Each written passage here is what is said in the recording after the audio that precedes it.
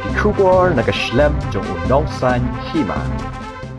Palat silak ngut ki khna puli kin sai khun ya ka exam SSLC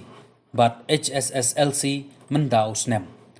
Ka exam SSLC kan sedang nadu ka khat khandai tarik uyayong hadu ka lai tarik ujamang kan ba ya ka exam Hsslc pat kan sedang nadu ka khan riu tarik uyayong bat kan kut pat ha ka khat ar tarik ujamang abapai syaka SSLC kindon kemba nyobu pra hajar ngut AA ki khna puli ki ban yakun ya ka tai ki exam ha shispa saup sautli ki jaka tho exam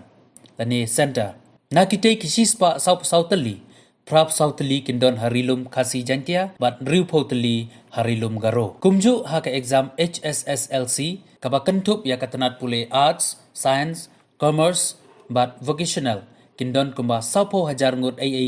ki khna pule ki ban yakun ha ka tai ka examin ha shispa sautli ki jaka tho exam riu pesantli harilum khasi jantia mat live khandai tli harilum garo kumba kalong ka jingdon jong ki khna puli ki ban yakun ha ki tai ki artli ki exam kala kiu menta usnem namar ka jingbom Pynlong ya ka selection test nalor ki tai ki artli ki exam ka Meghalaya Board of School Education kan Pynlong ru ya ka exam na ka banta 10,000 tamngut kinong hikai elementary ha khat artli ki jaka tho exam ha kaleng saudong ka jala ka sarkar kala ailat yikidei kinong hikai khnang ba kinla ban kenjo ya ka 100%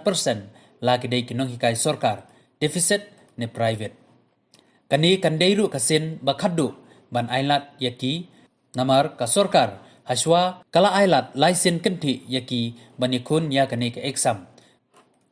nakaliang joint director ka Mbose uba M Marbanyang walai thu ba katna kala betha iki officer ban penbiang ya kom syong kat kum ki kendon balabu